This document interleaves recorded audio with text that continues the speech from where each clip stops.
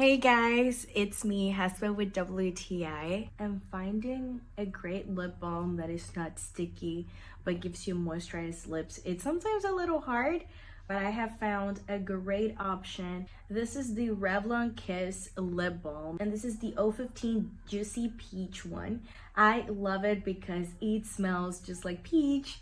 And it has SPF 20, which is great because I can kill two birds with one stone. I can have moisturized lips and protect them from the sun at the same time. It is super hydrating and my lips feel instantly moisturized when I apply it.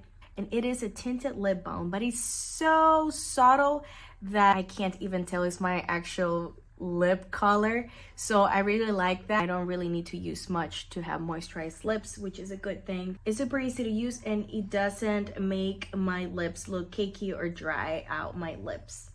And I also love how easy it is to apply and how easy the applicator is to use because it's just a roll up. I apply, roll down, and then I close it and I'm good to go. So it's really practical. So if you're looking for a lip balm that protects your skin from the sun, leaves your lips hydrated, and is a little tinted, well, this one from Revlon Kiss is for you. And I love it, but that's just my point of view.